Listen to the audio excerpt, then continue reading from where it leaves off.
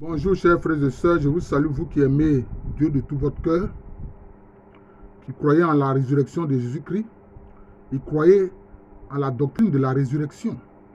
Voilà. Alors, nous allons poursuivre la série de vidéos sur l'ouvrage intitulé « Les pouvoirs mystérieux de la foi » de Jean Guiton et de Jean-Jacques Antier. Suivez bien cette série de vidéos sur cet ouvrage-là, parce que je trouve que c'est un ouvrage important. Mais je me rends compte que mes auditeurs ne pensent pas la même chose. Ça, c'est curieux. Cet ouvrage vous montre que la foi en Dieu là, confère des pouvoirs. Les gens ne regardent pas. Dernièrement, j'ai fait une vidéo sur vampire et vampirisme. Là, les gens ont regardé plein. Ils s'intéressent à ce genre de sujet-là. Non, ne passez pas à côté de l'essentiel, frère. L'essentiel, c'est la foi. Alors donc, ce sous-chapitre est intitulé « Divination et prophétisme ». Alors, Jean-Jacques Antier dit « Essayons maintenant d'entrer dans le mécanisme du phénomène en général. La divination a toujours existé.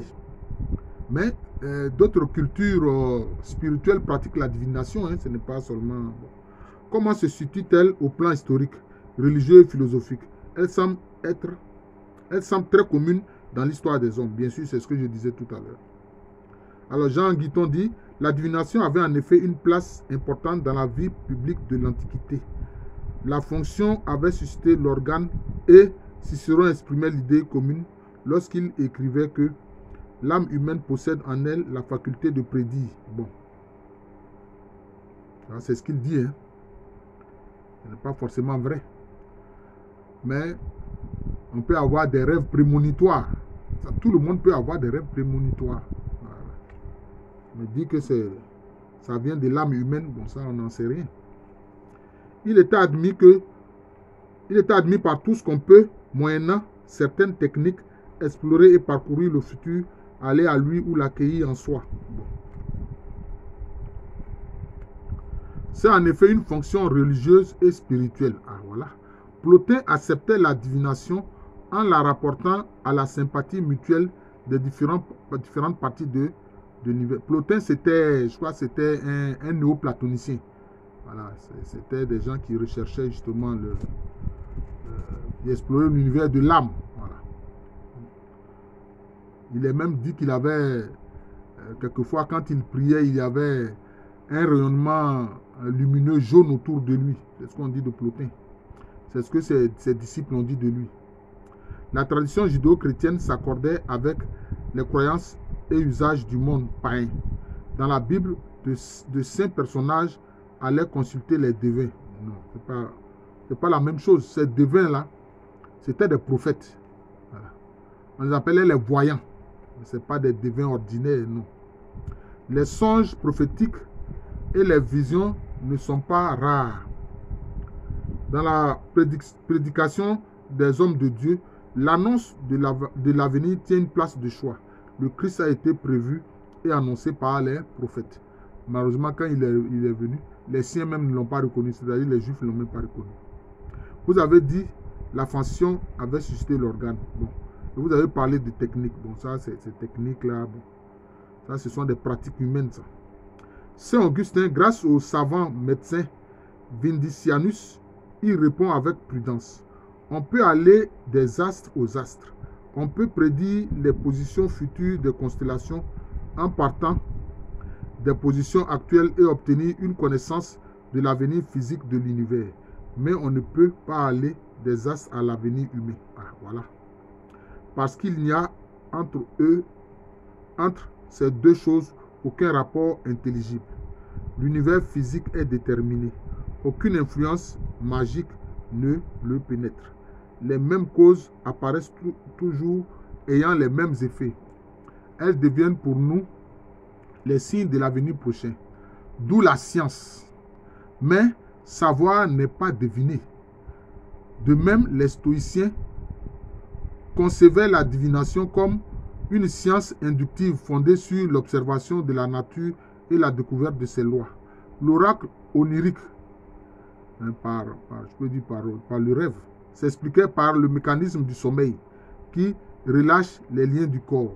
C'est donc dans l'entre-deux, c'est-à-dire entre le savoir et le voir, qu'il faut situer la divination. Oui, bon, c'est ça. On a vu.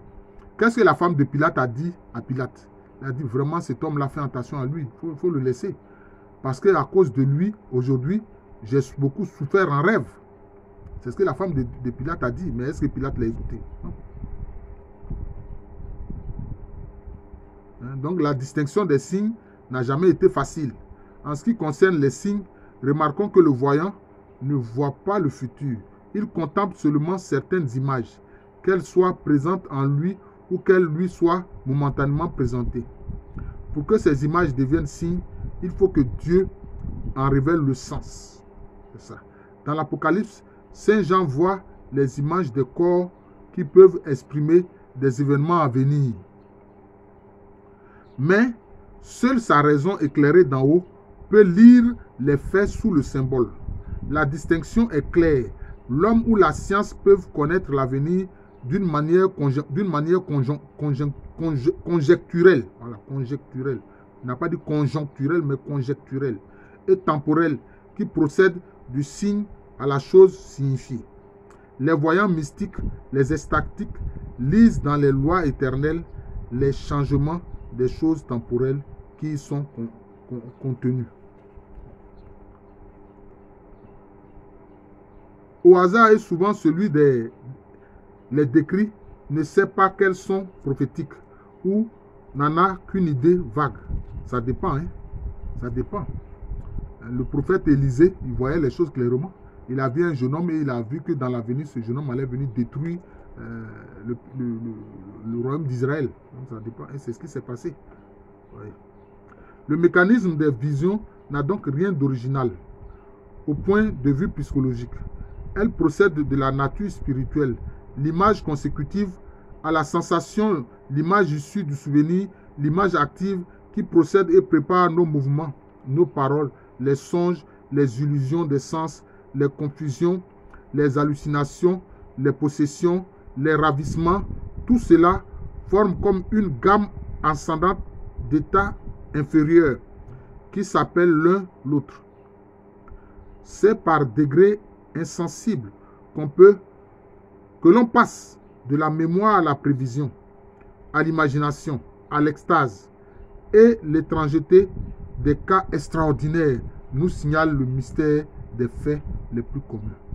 La vision à distance n'est pas plus mystérieuse que la préméditation, l'imagination que l'extase, la lecture des signes que le langage. La connaissance de l'avenir ressemble même par certains côtés à la connaissance du passé.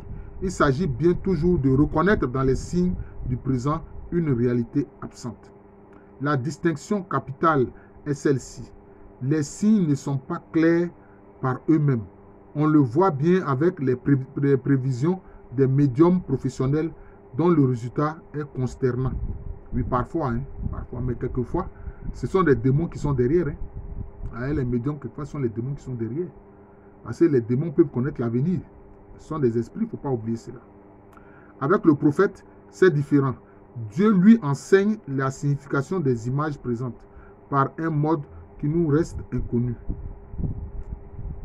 Dans l'étude de la connaissance de l'avenir, Saint Augustin distingue le mécanisme psychique de l'imagerie qui se ramène à celui d'un rêve et l'utilisation de ce mécanisme par un pouvoir mystérieux pour des fins morales et religieuses. Métaphysiquement, la connaissance de l'avenir met en jeu un pouvoir infiniment supérieur à l'esprit de l'homme, le pouvoir même de Dieu pour qui tous les temps sont présents. Mais que se passe-t-il si un esprit mauvais, un démon, vient troubler le discernement de celui qui prophétise? C'est le problème du discernement moral. Pour cela, on a besoin de la sagesse des saints qui nous sont donnés par Dieu. Les récits bibliques laissent entendre que Dieu seul connaît l'avenir, mais il peut communiquer à certains hommes ses secrets. L'homme seul ne peut connaître l'avenir car il n'y a pas de déterminisme absolu dans la création. Jean-Jacques Antier dit, il y a la liberté. Oui, répond Jean Guiton. Pour que l'homme connaisse et surtout comprenne l'avenir, il faut qu'il y ait communication entre la conscience de Dieu et notre conscience, soit directement, soit par l'intermédiaire de la créature spirituelle. Ce sera toujours un don, une grâce. Prophétiser, c'est coïncider avec le mouvement qui emporte le cours du temps. C'est communiquer par l'esprit avec ce dessein de salut qui est le plan de Dieu sur l'humanité. L'avenir a des rapports avec l'Éternel, sans pourtant se confondre avec lui. Ce ne peuvent être que des rapports de préparation et de symboles, d'acheminement et de figures. J'aimerais dire de signes. S'il est vrai que le signe peut être à la fois une voix et une image, lorsque l'Éternel vient au contact avec le temporel, il ne se rencontre pas dans le présent, car celui-ci serait alors lui-même l'Éternel. Mais l'Éternel apparaît sous les traits du futur. Alors se passe un grand miracle, car l'éternité si haute, si unifiée qu'elle soit, se divise et se propose en autant d'images futures, et c'est ainsi qu'elle apprend à l'homme à espérer. Bon, il dit un peu comment est-ce que Dieu communique la connaissance de l'avenir à l'homme, aux croyants. Voilà.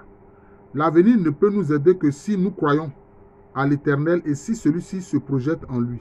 Alors seulement le possible devient réel, ou du moins réalisable. Nous ne serons bien installés dans le temps que si nous espérons dans l'éternité. Bien sûr, parce que Dieu, c'est dans l'éternité. L'avenir est figure d'éternel. Et c'est pourquoi il est tout près de nous, halluciné. Et c'est pourquoi lui seul attire l'amour. Mais pour que cet amour soit pur, il faut le redresser sans cesse en devinant sous les images toujours immobiles et trompeuses du temps futur l'éternelle stabilité qu'elle nous propose. Alors Jean-Jacques Antier dit, je demeure troublé par l'effacement de l'esprit du mental ordinaire qu'implique toute aventure prophétique. Alors Jean Guiton dit, tout en faisant entendre sa voix, en se rappelant les distinctions inévitables, l'esprit doit céder à un sens supérieur qui est la véritable connaissance du troisième ordre, sens du temps humain, sens de la condition humaine, mais aussi sens de la préparation éternelle, ce que jadis on désignait par le mot de sagesse. Je suis troublé aussi, de même bouleversé. Faut-il choisir entre Dieu et l'homme? Comme disait Sartre, si Dieu voit l'avenir et il ne peut en être autrement, alors je ne serai plus libre. Or, je suis libre. Mais en quoi est-ce que ta liberté s'oppose à la liberté que Dieu donne?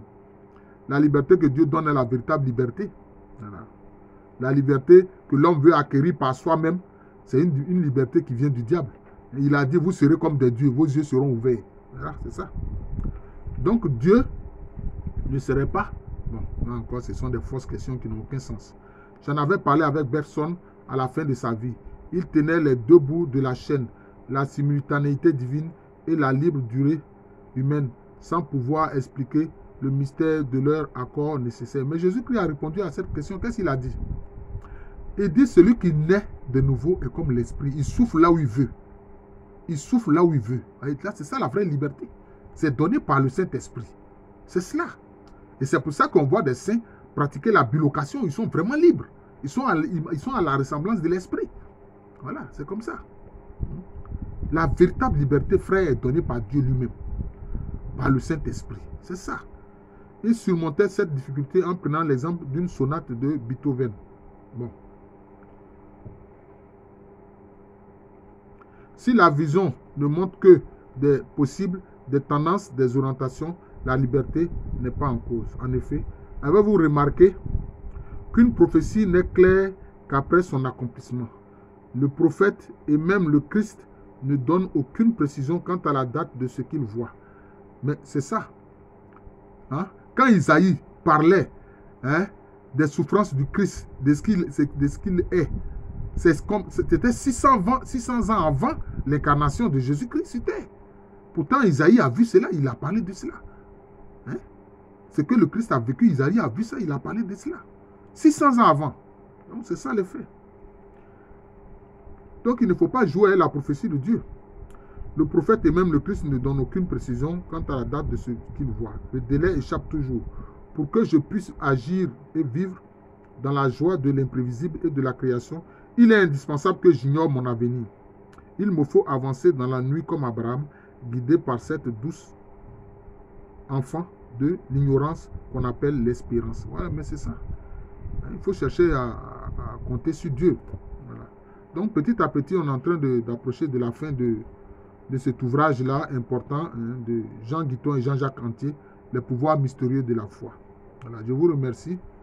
Je suis le frère Jean de l'amour de Jésus. C'est mon nom spirituel. C'est aussi le nom de cette chaîne, Jean de l'amour de Jésus. Continuez de la faire connaître et de partager les vidéos. À l'état civil, je suis le professeur Alou Kwame René. Je vous souhaite une très bonne journée.